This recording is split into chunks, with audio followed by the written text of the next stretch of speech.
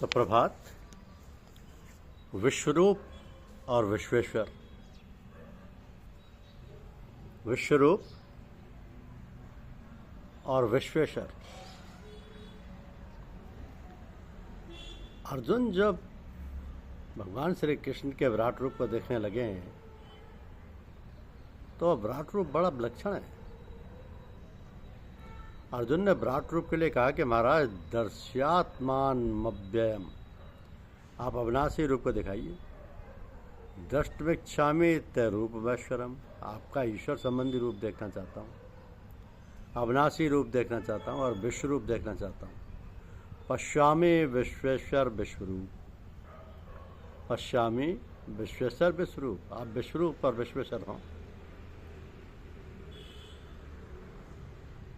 तो अगर आप थोड़ा ध्यान दें कि अगर संसार रूप देखा जाए तो संसार रूप व्याप्य नहीं है, मानव निर्विकार नहीं है, हरदम विकृति होती रहती है, हरदम ही बदलता रहता है। संसार हरदम बदलता है, किसी भी क्षण बदले बिना नहीं रहता। विश्वरूप है तो अव्यय कैसे, और अव्यय है तो फिर भगवान का स्वरूप कैसे? ये देखने की चीज़ है कि हम लोग देखते हैं कि विराट को जो कि भगवत स्वरूप है, जब तक अपने में व्यक्तित्व और जब तक राग है तब तक इस संसार को भेदन करके परमात्म तत्व तक नहीं पहुंच सकते। इस तरह जब तक नश्वर पदार्थ में राग है, आकर्षण है, प्रियता है, इसका मूल्य जब तक समझते हैं तब तक इस परमात्म स्वरूप को देखते हुए भी परमात्मा को नहीं जान सकते। तो भगवान ने अर्जुन की जो देखने की शक्ति हम लोगों जैसी है, इस शक्ति में एक विलक्षण दिव्य शक्ति दे दी, जिससे दिव्य देवता दिख सके, दिव्य लोग दिख सके, दिव्य स्वरूप भगवान को दिख सके। ऐसे दिव्य तत्व देखने के लिए दिव्य दृष्टि भगवान ने दी। एक कथा याद आ गई, रघुवंश में आती है कथा। जब महाराज दिलीप अश्वमेध यज्ञ करने लगते हैं तो अश्वमेध यज्ञ में घोड़ा रखा जाता है, जो सब जगह घुमाते हैं और वे सब पराजित हो गए, ऐसा माना जाता है। कोई लड़ाई करे तो घोड़े को पकड़े, ऐसे घोड़े को लेकर महाराज दिलीप ने 99 यज्ञ कर दिए। अब 100वां यज्ञ होने लगा, उसमें वो घोड़ा घूमने को गया तो इंद्र ने घोड़े को चुरा लिया। इंद्र ने चुराया तो क्या किया कि जैसे इंद्र नहीं दिखता है वैसे घोड़ा भी नहीं दिखा। अचानक अंतर ध्यान हो गया, दिखता ही नहीं। देवता अपनी मर्जी आवे तो अपने को दिख सकते हैं, नहीं तो यहाँ घूमते हुए भी दिखते नहीं। तो दिखा नहीं घोड़ा, अचानक ऐसा हो गया तो बड़े व्याकुल हो गए कि अब क्या करें, घोड़ा कहाँ गया, घोड़ा कहाँ गया। उस समय में नंदिनी गऊ प्रकट हुई, जिस गऊ के वरदान से रघु का जन्म हुआ है। वो गाय प्रकट हो गई सामने, गाय प्रकट हुई और गौमूत्र करने लगी और गोबर करने लगी। तो गऊ का गोमूत्र गंगा जी माना जाता है, बड़ा पवित्र माना जाता है। तो गौमूत्र को देखकर रघु ने चट उसको लिया और अपने नेत्रों में लगाया, सिर पर चढ़ाया। जो ही नेत्रों में लगाया त्यों ही इंद्र दिखने लगा। इंद्र घोड़ा लेकर जा रहा है, साफ साफ दिखने लग गया। तो क्या दृष्टि हुई कि वो जो नंदिनी गौ माता है उसके गौमूत्र से उसकी दृष्टि में दिव्य दृष्टि आ गई, विलक्षणता आ गई, जिससे रघु को इंद्र दिखने लगा। वो दिखने लगा तब रघु बोले, तुम बिना रघु के साथ युद्ध किए कृत्य नहीं हो सकते, तुम कैसे घोड़ा ले जा रहे हो? ऐसे बात कही, मैं शस्त्र तैयार करता हूँ, तुम्हारा ऐसा ही विचार है तो ग्रहण शस्त्रम, इंद्र तुम हाथ में शस्त्र ले लो। मैंने शस्त्र पर शस्त्र नहीं उठाता, तुम शस्त्र उठा लो, फिर मैं भी शस्त्र चलाता हूँ।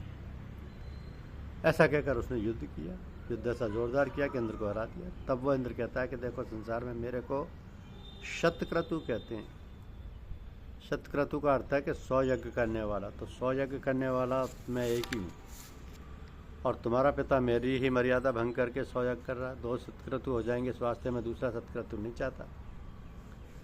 तो भगवान का नाम ही पुरुषोत्तम है और कोई पुरुषोत्तम नहीं हो सकता। त्र्यंबकम एक भगवान शंकर ही है और दूसरा नहीं हो सकता। इसी तरह मुझे शतक्रतु कहते हैं, मेरे को छोड़कर दूसरा शतक्रतु नहीं हो सकता। इस वास्ते यज्ञ में पूरा नहीं होने दूंगा, घोड़ा मैं ले जाऊंगा।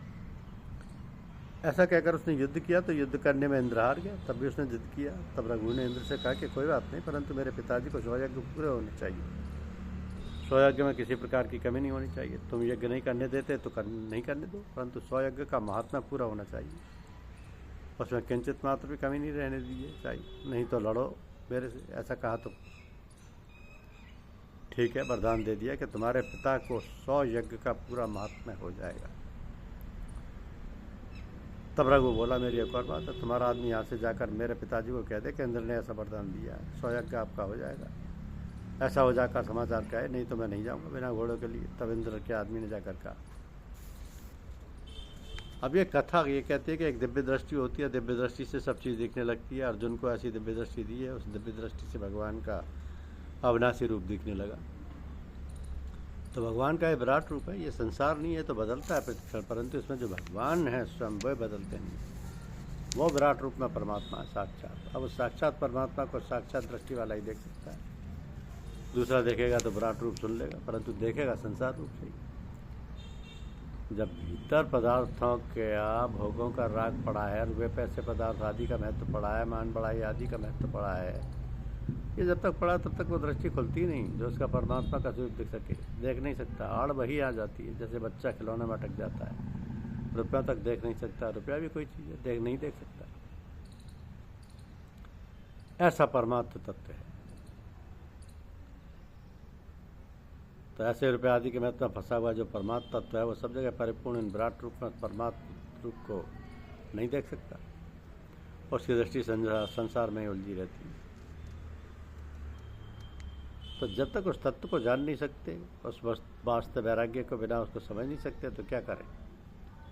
केसु केसु चा भावेशु चिंत्यो सची। तो जहाँ विलक्षणता दिखे वहीं भगवान का चिंतन करें।